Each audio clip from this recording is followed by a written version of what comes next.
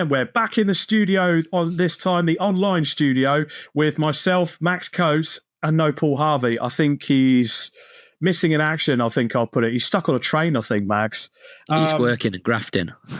Working, grafting, getting those pennies in to buy all those lovely track cars and toys that he promises us he's going to buy. But welcome back to the Driving Talk podcast. This is episode 2. You've seen episode 1 live in the paddock at Donington Park, where I had a chat with Robin Welsh and a few colleagues from Driven Minds. And Max, you have been so busy this year. We haven't really recorded anything because, well, you've been flat out.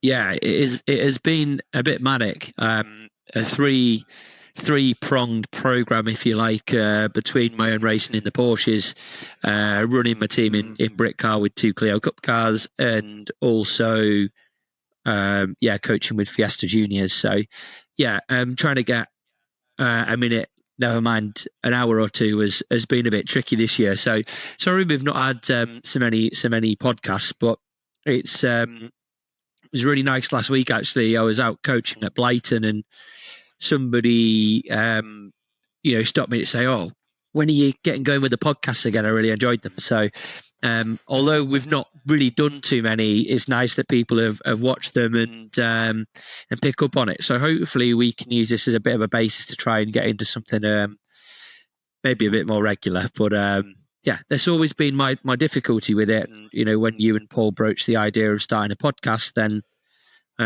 you guys do the work, and I just rock up. So yeah, it was good. To be fair, by the sounds of it, it's not as if you've been not doing the work on the podcast and not doing a lot of work elsewhere. You're a busy man. So I'll let you off that, Max. I'll be honest. Let's dive straight into it then. I mean, I actually want to talk about first. You spend a lot of time on the Toka package. In the last couple of episodes from season 2, we spoke about the start of the touring car season and how that was going to happen. You're, of course, on that package. British touring cars, how do you think it's gone this year? So we see a bit of it, but not loads. As you can imagine, certainly the Croft round, I think I saw some touring cars going round and then started packing up a hospitality unit. So it has been pretty busy throughout, and so I've seen bits and bobs of it. To be honest, I probably saw more of it before we actually got going with the Porsches, and I thought the action at Donington Park first round was mega with the new hybrid, and it almost looks too good in a way, the hybrid. I think it's obviously not new, but it seems it's revamped, isn't it, for this year, and it's just given it so much more punch in a straight line that it has made the action properly entertaining. And I think it has gives slightly too much, but I think it's a great way of balancing it out. And from speaking to, I suppose, Tom Ingram back in the last year, is like, what do you think about the hybrid? And he sort of said, well, I don't really like driving a heavy car. Like we pay all this money and get all this money together and then drive a car that we hamper down with weight, and it's awful to drive. It's like, it's much better when you just don't have power. At least it's still like good fun in the corners and stuff. So I think it's been I think that's been a success. We seem to have had people have good rounds, bad rounds, and not a lot in between within your front runners. So every weekend I seem to have either seen this person's been right at the front through all 3, or they've had a proper terrible one. So, and I think Croft was probably the first where there's almost been a bit of a balance. So I think Colin won in race 1 and then not good for the rest. So it seems like it's probably the first round where like drivers within the event have kind of had both good and bad rounds, where all the rest seem to have either been people who are right up there or gone. Yeah, I mean, the funny thing was, you talk about the balance between the drivers. I mean, Jake Hill went into that weekend as the championship leader and had a shocker. Yeah. I don't get what's going on there. He can't seem, once he gets to the top, he can't seem to just cling on to it at the moment. And Colin, again, he won race 1, but then got hampered in race 2 and 3. But fantastic point. I think even though the hybrid's really been ramped up this year, I think the fact that it's gone down to 20 cars has also improved the racing a bit. or you've decreased the quantity, but my God, the quality is still there, and the cream will always rise to the top. And it's effectively we've got a drivers' championship that arguably could be fought out between 6 drivers this year if you really want to open it up. I mean, Josh Cook has just had a run of good results. He's now suddenly back in the fight. You've got the 2 BMWs. You've got Ash Sutton there somewhere. You don't know where the next person is going to come from, and they go to Knock Hill this weekend. Who knows what's going to happen there? Yeah, I mean, that's what you want from a British Touring Car Championship, isn't it? Is just spot on. Many people who are in the mix, and if you having a good weekend, you're right up at the front, and a bad weekend is well outside the top 5 or 6, and I think that's what that's what springs to mind for me about really successful one-make racing in the past for me, particularly harping back to sort of Clio Cup days when we had big grids. I'll probably like low to mid 20 grids, and a good race was a win, but a bad race could be 10th, and I think that's probably what we're seeing this year in touring cars is, that the quality and the level across the field is very, very high. And the difference between a driver having a good race and a bad race is quite significant. So that's, it's been good to see. I think there's been a few independents getting up there and sort of banging it into those on the odd occasion. Which is always good to see. We mentioned, one of the things we did put the knife in a little bit on Team Hard's demise. Everyone knows now Team Hard's demise. They're gone, they're defunct. But one of the phoenixes that have kind of risen from the ashes of that, Restart Racing, I think we're always going to come back eventually with Bert Taylor. They've done really well at TCR. Chris Smiley and Scott Sumpter on the grid. Great to see them. They're top quality drivers. Daryl De Leon he's a quality driver himself. He's won in Radicals. Is it the World Radical Challenge that he's won? Yeah. And he's just come in with the tiny Unlimited Motorsport team. I don't think they were quite ready for Donington, and somehow they made it into Q1. Yeah. They were, still putting the car together, and that is a proper privateer effort. Yeah, and that is just cool to see people being able to have a go at it. And I think over the last couple of years, certainly the budget for touring cars has massively increased, and it's made doing something like what Daryl's doing there even more difficult. So, full kudos to him for giving it a go, but even more so for being in the mix. Because if you are and you're on a bit more of a lower budget, then I think you're getting into the position of feeling it even more now than you maybe did a couple of years ago.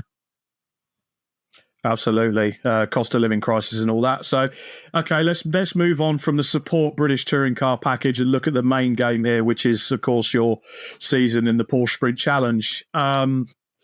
You are absolutely up there, my friends. Let's talk about your season with a brand new car. Yeah. So they've changed it again for this year. It's turned into a multi-class structure. So effectively, you've got 5 classes. Yeah, so 4 classes. Yeah, so effectively the new RS car. The RS class. Yeah.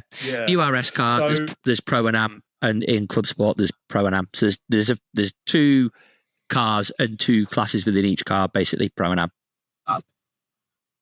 So this year, brand new car, same engine as the Carrera Cup car. What were your thoughts going into this year? Because you had some great moments last year, some moments of despair. Is it a case of, right, I've got the new car, just get on with it? Yeah, in a way. I think the key difference to last year is I actually know what I'm doing. The start of last year, I really didn't. So, I thought I did, and then very quickly realised I didn't. So, the new car is new. It is faster. It's got more grip at the front, but it's still a Porsche, and it still has a similar technique to what we had in the Club Sport. Some bits have changed. It's a bit more difficult to drive in the wet than what the Club Sport was, but for all intents and purposes, it's a similar thing. So we started this year, I think, expecting a lot more. I know you sort of mentioned that it's a new car, and it is a new car for everybody, but it's also nice to me in that this is the first time since 2018 that I've actually had a brand new car.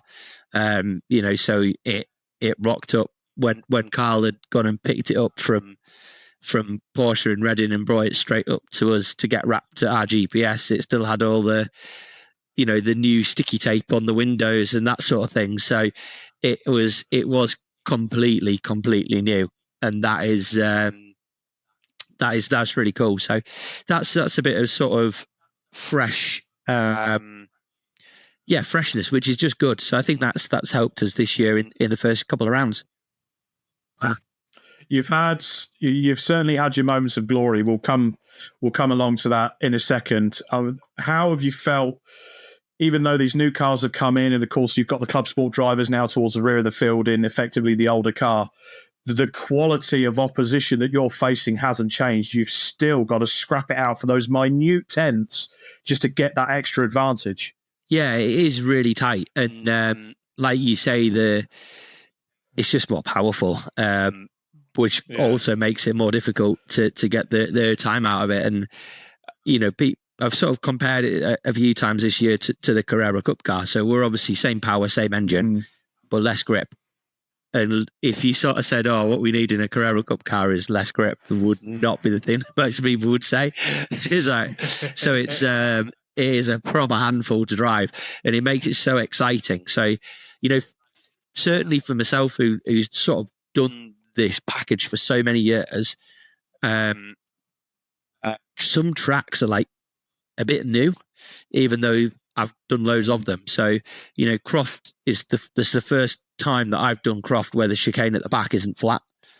It's always been flat and everything else I've done. And this time it's like a proper lift. And certainly when you get started, a break. But when you sort of like get going, it's a lift. And so it's made corners that weren't a corner before actually a challenge. And that's been something that's been an eye opener for me, but really exciting. But when you're touching on the sort of competition there, then I think there's a few drivers back from last year, Will Jenkins, and Ethan Hamilton. So they're both, I think, sitting 4th and 5th in the championship, but have been, being competitors up there. Ethan's had a podium at every round we've been to, so he's done fantastically well. He's done really well. Yeah, really, really well, and I think probably even better than he did last year. To be fair, I think the second year in the Porsche is suiting him, and he sometimes hasn't quite had it all together in qualifying, but actually his starts in particular, but also his racecraft and stuff has really come through, and netted him a couple of podiums. Will Jenkins has been quick. He was really fast at Croft, and I think he's kind of getting to grips with the new RS now. And then we've got 2 new drivers that are really battling it out at the front. So Tom Bradshaw is new to the championship, big experience in previous in Carrera Cup, and experience, and in historics and that sort of thing. So he has been very, very quick at Alton Park and has been right in the mix at both Snetterton and Croft. And then we've got Seb Hopkins, who's sort of either joint leader of the championship or right with me. So we're right in the mix for it, and Seb's been kind of the hardest challenger, I would have said, so far. But he's really quick and has got a lot of points through fastest laps, pole positions, and he's naturally a few race wins. And I think I've been sort of a bit more consistent, if you like, the sort of experienced one in the field that's kind of, been a bit more consistent. And at a mid-season stage, we're both bang on level. So bring on the next 3 rounds. Is it a bit too early to call you the wily old fox yet? I was almost going that way myself. So maybe old. I can maybe call myself a fox. I don't know about wily. Well, I mean, to be fair, so I just a couple of weeks ago when I was racing at Snet, Richard John Neal did an interview with me for Alpha Live. I don't know if you've seen it or not. And he was asking about the podcast, and I kind of quickly reeled off in my head when I was chatting to him. It was like, oh yeah, everyone knows Max Coates from Minis, from Clios to Ginetta back in the day. And then I thought to myself in the back of my head, Bloody hell, Max has been on the Toka package a long time. Yeah. Jets have been around for like a long time within Toka. So I started on the package in 2010. And I think what's nice is I'm not just known in a Toka paddock setting, but also in the club paddocks around the country, because I've done the bits of coaching at all sorts of different things, whether that be Armed Forces Race Challenge and, club level racing, Brit car, like I'm kind of done for the last couple of years with my team. The last few years, either in Ginettas, so around British GT paddock, and TCR from either racing it or knowing people, racing against them, or indeed doing the Fiesta Junior coaching. So I've been around it all, but I was sort of trying to think. I know I've definitely got the title of driving the most different cars and championships on Toka, and that's by far and away bigger list than anybody else's. But in, when you start to go into like the different variations, there's not many people who've done like Ginetta GT5 Challenge, both G50 and G55. Only Jake Hill and Tom Ingram, I think, have done both of them. Mini Challenge. Morgan, maybe? Yes, he has as well, yeah. Mini Challenge, JCW, and the trophy cars. Not that necessarily the result, not the result was necessarily to speak about in the trophy, but I drove it. So yeah, the list is quite long, but really there's only, I think Tom Ingram and Jake Hill came into Toka package a year before I did. Ash Sutton's not been about for as long. Colin has been, but he's obviously had like a sabbatical when he went and did World Touring Cars from it. So in terms of consecutive years going back over, then I've actually been around longer than Colin, which is mad, really. That is pretty cool. I'm trying to remember whether did Adam have a couple of years out, but I think he's probably the only other one. So basically, you've got Tom, Jake, and Adam. But other than that, like longest standing member of Toka paddock, spanning back now nearly 15 years. So it's pretty mad, really. Definitely a wily old fox. Yeah. Let's talk Brit car then. So as well as racing in the sprint challenge, you absolute madhound has decided, those old Clio Cup cars we've got in the back of the shed, we're going to run them for another season in the Brit Car Trophy, which, let's be honest, is rather competitive. We won't talk about the endurance side because unfortunately the grids have been down for that this year, but Trophy hasn't. Trophy's kept the grids and it's really competitive. Yeah, and the Clio Cup class has been mega. So we've had a pretty solid 5-6 cars in our class, 20 odd on the grid in total. But what's nice about the Clio Cup class is exactly what Clio Cup was like back in the day. There might be 5 cars on the grid, but that's actually 10 drivers, and it's a pretty substantial class. And when all of them are quick, then everybody's got their own race. So, for my guys, whether it's Maurice and Henry and Hadley Simpson, Maurice has won races in Ginetta Juniors, so he's a proper quick peddler. Hadley's done some pretty serious stuff in karting, Fiesta Juniors, and then come through. So they're good lads, but they're all pushing each other on. We've got big competition at Dragon Sport. They've been our sort of closest competition all year. But yeah, our lads in 88 have kind of been triumphant more often than not. And yeah, so we're leading the championship in class, which is mega. I haven't actually done the maths to work out whether we can win that this weekend, but it can't be a million miles away. And we're also leading the championship overall. So focus is first of all to win it in class, but then try and go for it overall, which means we just need to keep winning in class. So it's been a pretty mega year. I think highlights. We won both races at Snetterton. That was pretty cool. So in Brit Car, you have a 15-second success penalty after you win the first race. So to come back from 15 seconds down and win is really hard. So if you're going to sort of do the double, you've really earned it, because you've not just beaten everybody, but you've knocked at least 5 seconds out of second, 10 out of third, and 15 out of the rest of the class. So you've done a proper good effort if you can win both. But we've had some mega races. Snetterton was awesome. They were all ding dong, door handle. Supporting GT World Challenge Europe at Brands was a bit of a highlight, really. Although it was really cool to be there. It was quite difficult as an organizer and a team manager. The rest of the rounds have probably been easy when we just had a garage and stuff. But you can't go knocking like Valentino Rossi out of a pit garage, really. No, I just tell him to clear off out the back. Don't work. BSW over there, Valentino. It'd be nice. That way, he just goes key. Yeah. I think for me though, like highlight of the season, would, although we didn't win it, we very, very nearly won the second Silverstone race with car 89. So as much as Maurice and Hadley are leading the championship and are going for that, that was always our aim and always in a way our expectation. It was always going to be really tough, and actually we have absolutely smashed it, and we're well up the road in the Clio class. But I'm not necessarily surprised. But it's been awesome to see that.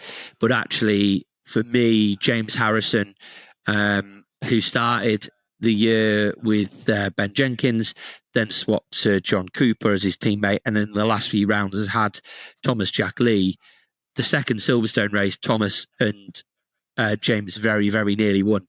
And actually Thomas led the race in the first stint, which was mega, handed over to James. James got out in the lead, which was extended thanks to the pit stops, penalties, although I think they finished third in the first race. So actually, they still had some kind of level of success penalty. And James then extended the gap in the second part of his stint, and only lost it because we had an air pipe crack, basically. The car just didn't work. So, but no boost. But for me, no boost pressure, and for me, it was devastating. I was almost in tears.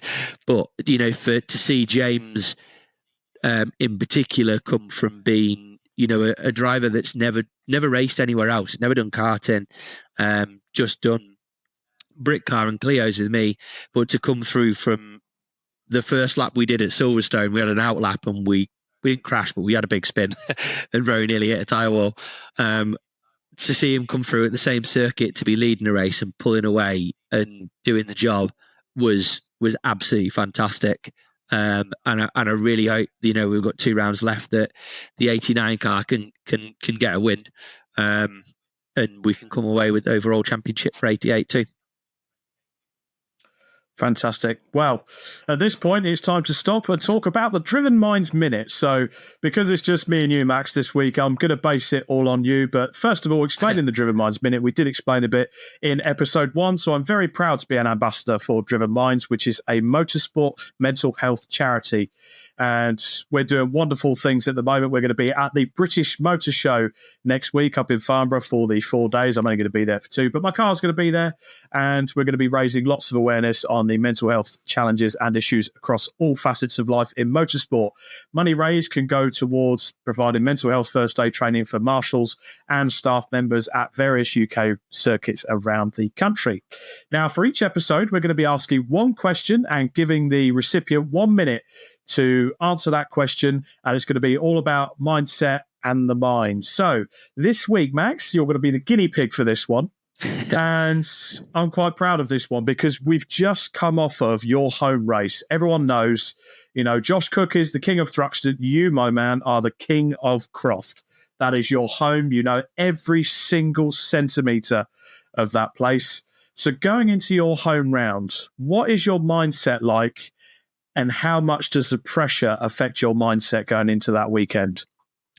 So a little quote that I absolutely loved was "Pressure is for tyres," and it's stuck with me. And whenever I sort of feel that pressure, I always think of that quote, and it just sort of makes me think, you just got to go and enjoy it. To be fair, the Croft round of the championship is always a real buzz. And I think I actually perform better under pressure than not. And having all those people there to support me only elevates it. I live for the moment, really, and actually fully embrace it. So I know that everybody there just wants me to do well and wants me to win.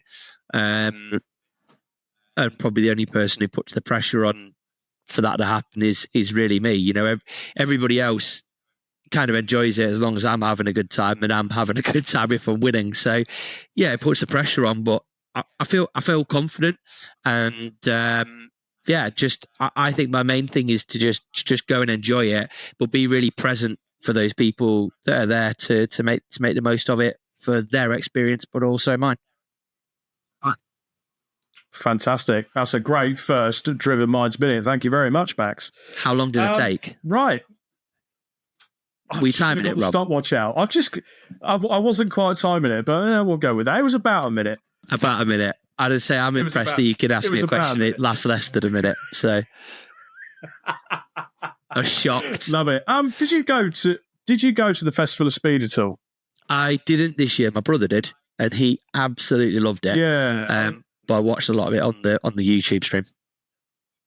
Yeah, I mean, I was very it's gutting that Paul's not here. We have got a vlog out on the Driving Talk podcast YouTube channel. Don't forget, go to YouTube, type in Driving Talk podcast, not Drive Talk. That's Petrol Ped and some other bloke talking about road cars. This is a motorsport podcast. So Driving Talk podcast, and there's lots of great episodes on there, including an interview with Patrick Watts. That's quite good.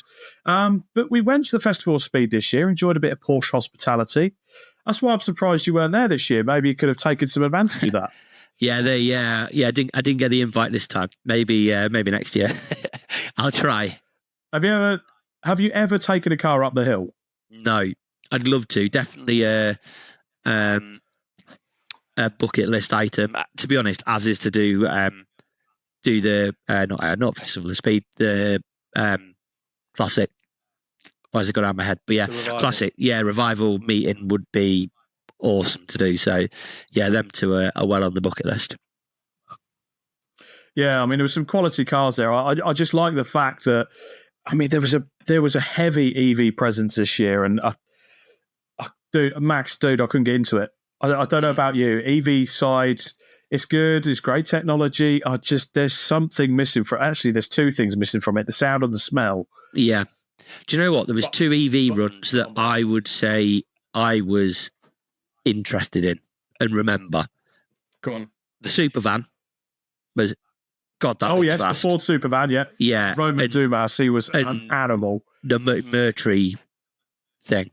Yes, did that go this year or did that last year?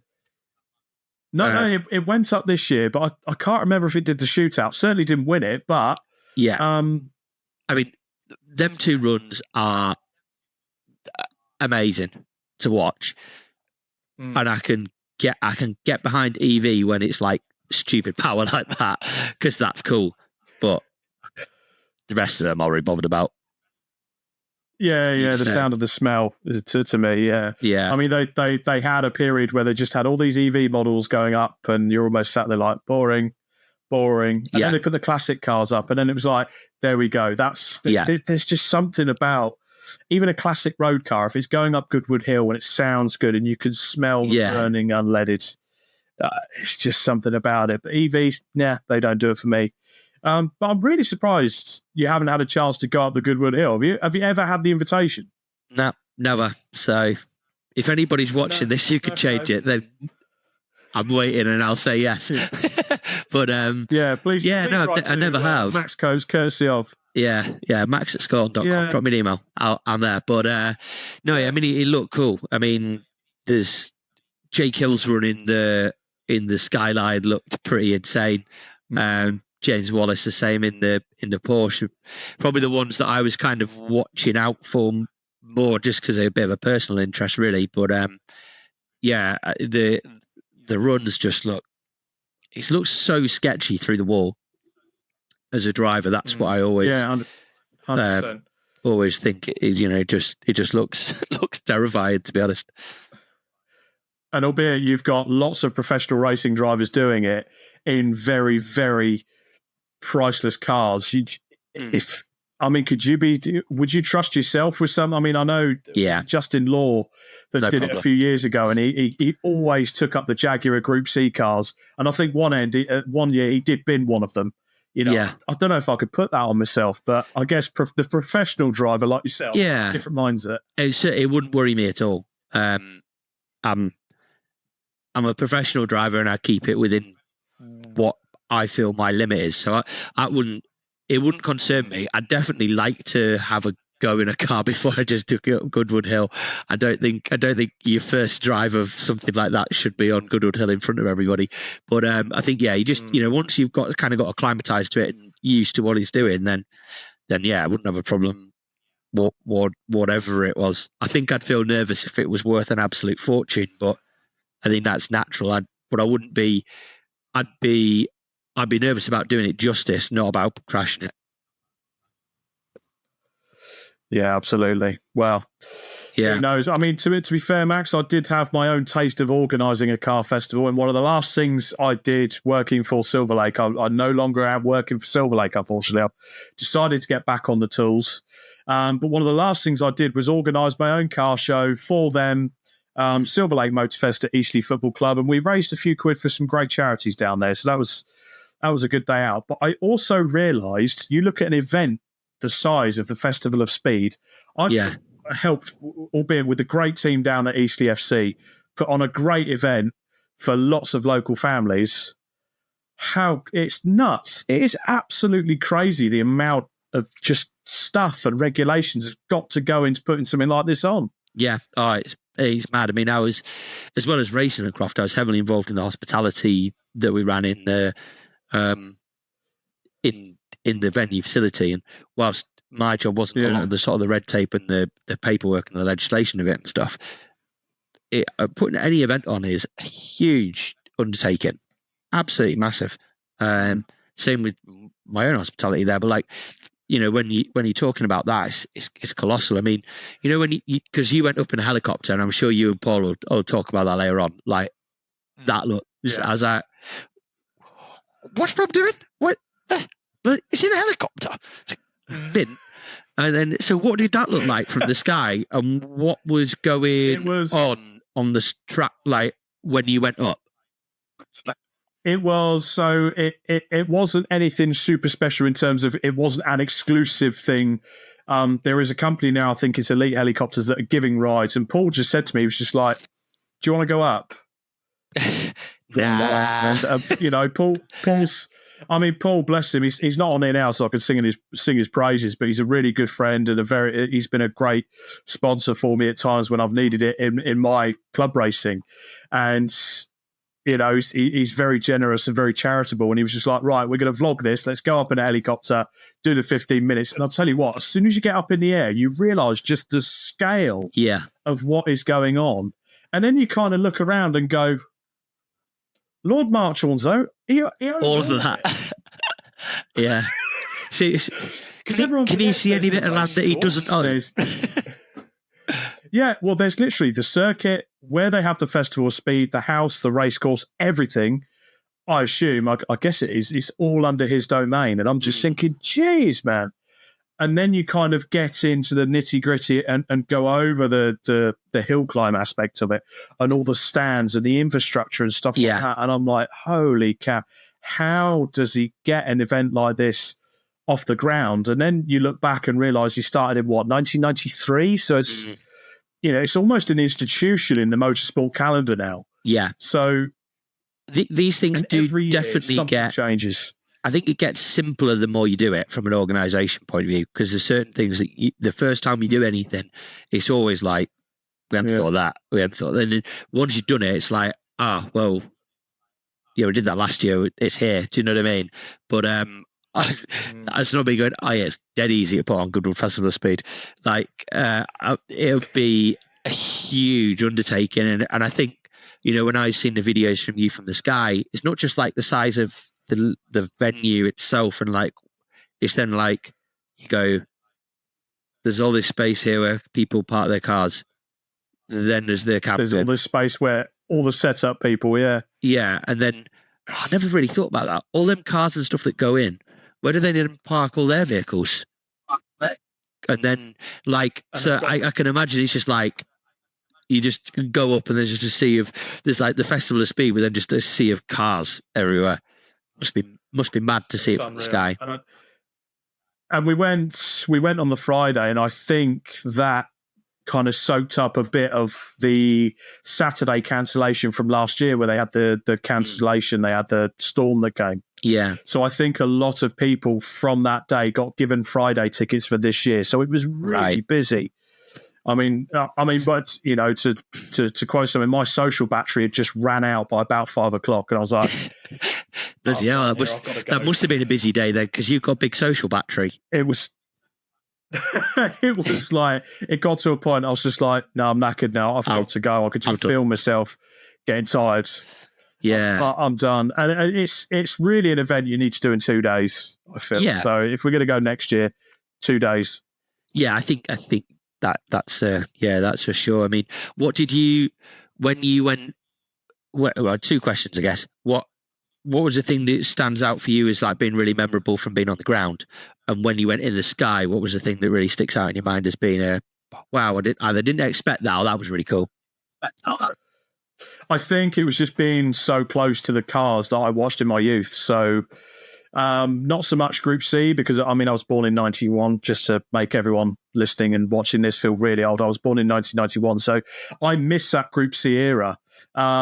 I need to tell David Addison this, but I used to have this really old VHS tape called Sports Car Spectacular, and it was David Addison commenting on 10 years of the Group C era, and some of the cars on there, the Jaguars, the Mercedes C9 to the C11, the Porsche 962 or the 956 that started it, up to the classic Rothmans Porsche 962, and all of those classic Group C cars, and then to be standing there next to them in the flesh and seeing them go up the hill, being driven properly, albeit it's not a lap of Le Mans. No. You're still seeing these cars being driven properly. And that was kind of my real impression from the ground. It's such a wonderful event to see cars that aren't being condemned to history and to a museum somewhere to kind of collect a bit of dust to hear its engine go again. Yeah, exactly. They're being properly used, and that's properly used, not just paraded. Absolutely. Yeah. And just the sheer volume of drivers from all walks of life in terms of racing disciplines, people from Gymkhana, drifting, rallying, touring cars, sports cars, Formula One, absolutely any discipline of motorsport. It's Mecca. I mean, I listen to a lot of Australian motorsport podcasts, and they see Festival of Speed as, we've got to go there. It's on their bucket list, whereas Bathurst is on my bucket list. Yeah, you know, it's kind of strange. I think as you get older as well, as like a driver, I think you appreciate those events more. It's just really nice to have everybody together, and I think, you know, when you maybe a bit younger, you maybe don't appreciate that as much. I think now that I'm a wily old fox, I can appreciate it a bit more.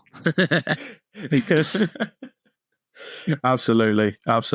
But yeah, seeing it from the air, something I never thought I would do. So thank you very much to Paul for that. He still hasn't come on yet. It's just coming up to 6:30 as we're recording this. He's still not on.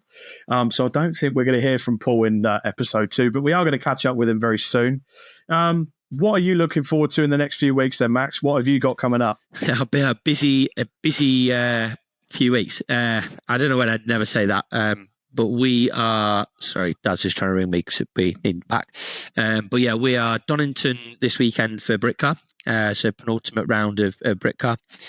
We are then following weekend at Silverstone for Fiesta Juniors, and then the following week, basically, at Donington for Porsches. But I've got a day in London next week, doing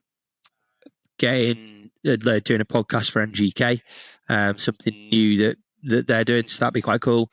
Couple of days putting an engine into a Ginetta, making that ready for a track day that we've got next week. Then we'll go straight into Silverstone race weekend. Day in London is straight off the back of Britcar this weekend. From Silverstone, go to Anglesey, and then I'm at Donington for touring car race week. So this we test Tuesday and Thursday. So yeah, it's pretty. The next, basically, to the end of August is pretty flat out. It's kind of all mapped out now, and don't really have much time in between. So yeah, bring it on. Yeah, hopefully we can catch up on one or two things in between, but you can understand from that kind of schedule why getting a podcast in has been a little bit difficult. No, that's absolutely fine, Max. I mean, it's one of those things. We are going to be, season 3 is going to be a great mixture of catching up with yourself, catching up with Paul. We're going to be having the chats, going to more circuits. We've got some solo interviews coming up with some people. I'm going to be going to see them and having a chat with them. One thing I'm saving you for, Max, Richard John Neal wants to come on and chat. So yeah, I'd like to be on. I'm looking forward to that one. Yeah, it's definitely a date in the diary that I'll be making some room for. So no, Rich should be a class guest. So. I always think with Richard, like, when you watch so many races and he's the soundtrack to it, and you think there's a lot of races that he's talked on that I've not watched. So the oracle of knowledge that he must have is pretty vast and pretty incredible. So yeah, it'd be really cool that. So yeah, how about you? What's the next couple of weeks look like for you? It's been a weird year, Max, because I've kind of concentrated more on the racing side of things. I did have some live stream stuff planned. Unfortunately, circumstances changed from the organising club's point of view, so I wasn't required as much. So I actually did my first live stream commentary a few weeks ago at Snetterton, and mix that in with the fact that I was racing on the same weekend. So I've been doing okay in the modified Fords. First year on the turbo side of things, learning to drive a turbo engine. Never driven one before, never engineered one before. It's unique, but I've had some really nice results this year. Yeah. And the grid in the modified Fords is just phenomenal. And I'm lucky enough as well, starting this year, I'm also a committee member for the series, just to add to a list of jobs that I do as well. So where are you sitting in that championship? I say in the championship, it's technically a series, so we have to go the unofficial points tally. Okay. Because Motorsport UK get a bit grumpy. But in my class, I think I'm 4th. Okay. It's a very distant 4th. The guys 1st, 2nd, and 3rd, they're running away with it. So it's a bit of consolidation this year. If you saw some of the cars I was up against, Max, I mean, if you're down for 4 Power Live with the Graves team, I know they'll be out with a few KAs.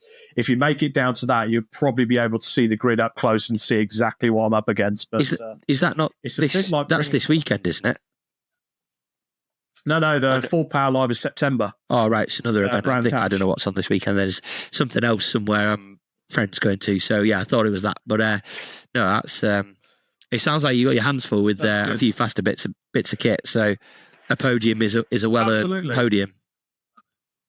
Yeah, it is. I've got one which is up there somewhere. Yeah. But as well as that, we've got British Motor Show next week. I'm really looking forward to that. First time into the British Motor Show up at Farnborough, and it's only an hour up the road, so the car's going to be on stand there. So I'll be there for the first 2 days, and then I'll go to Brands Hatch to do a full weekend gig for the BRSCC. So we've got C1, Zeo prototypes, lots and lots of classes racing down there on the same weekend that TCR are racing at, and you'll be with the Fiestas at Silverstone. So I'll be covering that with Scott Woodward, I think. So it's getting a bit busier as we go into the second half of the season, but I don't mind that so much. I'm enjoying it. I tell you what, I saw that was amazing from you was how you avoided that car that had a massive drift at Snet. That was the near Argrove spin. Incredible. And if you can dub this in over the top, then it'd be cool for people to see. But Rob, what did you do? Because I've always been told when there's a car spinning, aim for it and it'll get out of your way. But that didn't really look like that happened. Exactly what I did. Oh, that's what you did. Okay. So I was always taught, keep your car still and kind of aim for it and then dart somewhere last minute. Yeah. Wait till last minute because going around Coram, and what had happened is I knew there was gearbox oil down. I don't think he did, because you can't really make it out on the video, but there was the shiny sheen on the outside, and what had happened is there was it was an Escort Cosworth had dropped the entire contents of his diff round the circuit, finished the race, and then the diff welded itself together. So he wasn't out for the rest of the weekend, but it was really bad around Coram. So I was tippy-toeing, and Neil Hargrave wanted to get past me, so we went round the outside, and I thought, this is not going to go well. And as soon as I saw his back end go, I was like, oh, crap. Yeah, this is going badly. Here we go. And it's getting worse, and it's getting worse. And Rebecca Howland got the shots of me facing Neil. Yeah. And sort of, it's bad when you could look him in the eye. Yeah. It's gone really bad. And I aimed for him, and then I thought, little gap down the inside, and it just twitched. It was class. Yeah. Class to watch. I mean, the gap must have been, if he didn't skim my wing, I don't know. It must have been that. It was so tight. I mean, I when you're talking about like the facing the guy, I remember having my first massive slide that I'd sorted out at Silverstone in a Clio, and I'd gone in, lost the back. I was looking back up the straight the other way, and I was like, I've crashed. And then went, I'm in a front wheel drive car. I can boot this and get out of it. And it's back. I was like, oh my God, this is insane. So I totally get what you mean. He'd obviously had that massive tank slapper in front of you. So it was a mega video. So well done for not writing your car off, because that could have been a huge one. Thanks, man. I'll definitely take the kudos from a professional racing driver for that. That's for sure. You did good. I thought I did okay.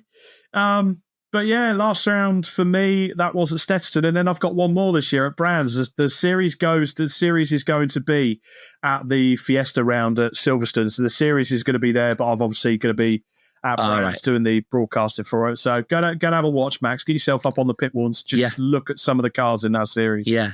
And then it's full power live for me. And then it's a winter of tweaking, I think. So it's looking pretty good, but I am doing the Race of Remembrance in November. I'm looking forward to that. Oh, awesome. That'd be good. Yeah, should be good. Are you doing that in, what are you doing that in yours? Or? No, in the commentary box. Oh, right. In the commentary box. Yeah. In the commentary box. Not in a car. Yeah. Not in a car, in the commentary box. So I'm going to be doing that again. I spoke to Mission Motorsport at the Festival of Speed, and it looks like I'm doing that with Paul Trustwell and Scott Woodward again. So looking forward to doing that. It's a really special event. That'd be wicked.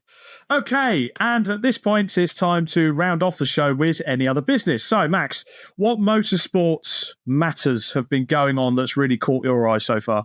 Well, I think for me, the Silverstone British Grand Prix. What a race! What a race that was! And F1 being properly interesting again, like to actually have people changing positions in the lead, and Lewis to win it at home, and Lando having a race win earlier in the year. I think for me, for British interest in what is at the pinnacle of our sport, I've actually started to want to follow it a little bit more this year, because we have got somebody else winning a race other than Max Verstappen. And kind of when I don't know what kind of provoked it, but as soon as Lewis won that race, there was then like a massive long list of things that he'd done. And I don't know whether that race sort of then just meant that he had loads more records than he did before or not. But I can't really see how that one race changed everything. But yeah, it was pretty mind blowing really to see just the level of his achievements. I mean, you're spot on, because Formula One I've struggled with the past few years. Yeah, I think for a lot of people, the Netflix fans, for me, it's kind of taken away some of the purity of it, because you've got the casual viewer that's gone, I've seen it on Netflix, and to me it's kind of sporty. But then, you could probably call me a snob or whatever. I'm just a bit of a Puritan, and I thought really the Drive to Survive generation that's come in has kind of sported it. So I've not really been watching Formula One. But you're right, this year has kind of changed it a little bit. It's really good to see Lewis win again. I do think that's good for him before he goes to Ferrari. Lando Norris finally getting that win has been nothing short of phenomenal. Yeah. And it's looking to be a cracker of a title fight this year. And all that just stemmed from, I guess, Christian Horner sending a WhatsApp he shouldn't have sent.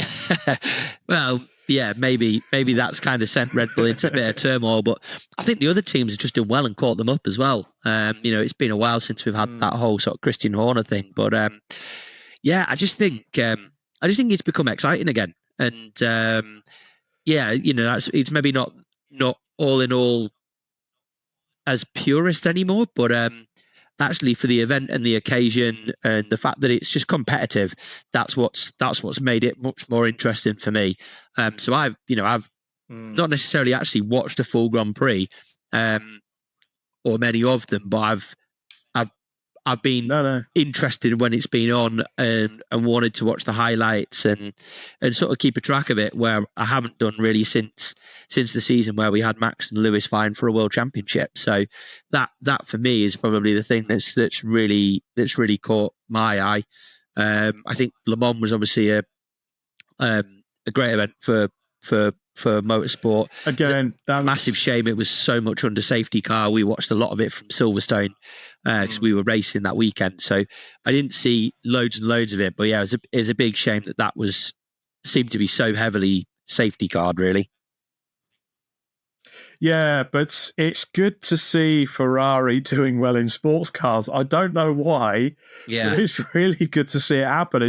We've had years of Audi dominating, and then Peugeot having a bit of it, and Toyota managing to get in there, and you've always just had one manufacturer jump in. And we spoke about it on previous episodes on how exciting it is to have this hypercar area with all these manufacturers coming in. Yeah.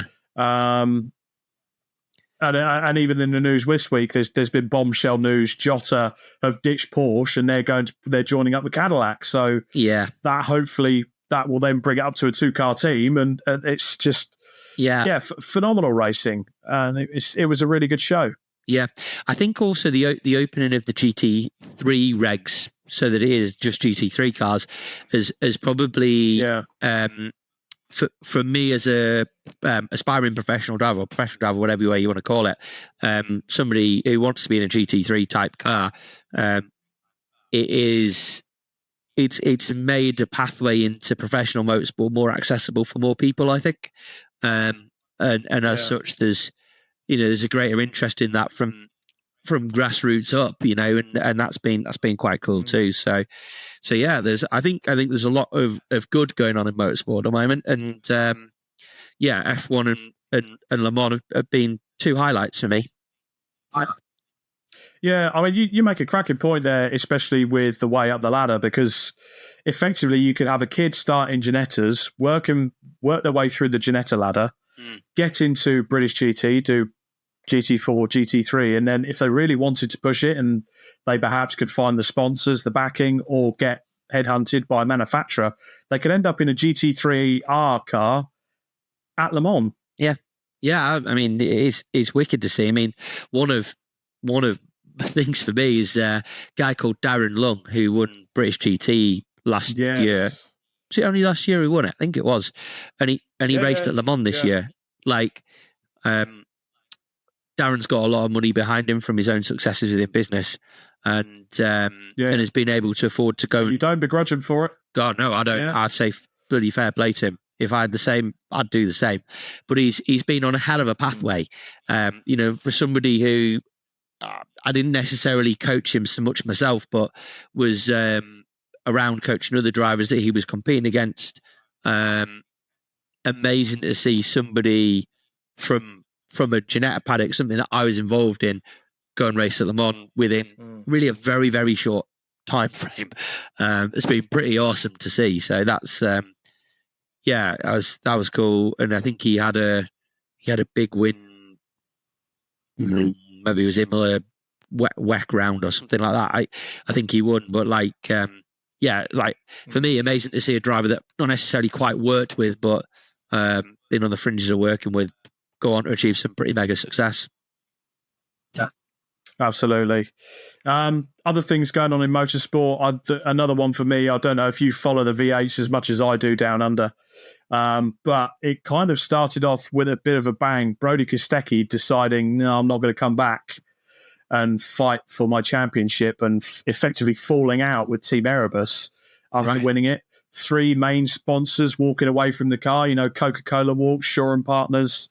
They all walked away from the team, and Brody Kostecki was nowhere after 2 rounds, hadn't been in the car. They had the spare driver in, and then all of a sudden he just turns up and there's a big fallout. Peter Adderton, Boost Mobile. But the racing on the track has been just as good as well, because you've got the likes of Will Brown and Brock Feeney for 888 Race Engineering. Yeah. Still going great guns, still going strong, albeit no longer owned by the Dane, Roland Dane sort of conglomerate of him and his daughter Jess. And you've got the likes of Chaz Moster have almost become like you, Max. They're veterans now. Yeah, making their way up in the V8s. But it's been great to watch down under. I'm looking forward to the enduro rounds, especially Bathurst. You know me. Yeah, I mean, I don't necessarily follow it. Absolutely love watching it whenever I catch it, and love races of old. But yeah, the mega, and to be fair, I probably should follow it more, because actually it's a series I would love to go racing, but just the opportunity to go and do it is really difficult, I think, for a British driver. So yeah, hence I don't follow it as much. But the cars and the racing are insane. Yeah, it's just something about V8, isn't it? Yeah. It's wicked. Maybe, I mean, Ginetta tried, I think, with putting the V8 in their G55, but I don't know, maybe they put it in a season too late. Who knows? Yeah, yeah. If somebody threw a set of keys to I'm sure they don't have keys, but to a V8 supercar, then I'd be there in a heartbeat. Sounds mint. Damn straight. Well, I think that kind of concludes it. Welcome back, Max. It's been a long time. Yeah. Hopefully it's not as long again. Episode 2. Hopefully it's not as long again. That's season 3, episode 2 of the Driving Talk podcast. Max, anything more from you? No, I think it's great to be back, and yeah, obviously we missed Paul tonight, but hopefully, we'll get together as a little triad again in the not too distant future, and bring on getting a few more guests in.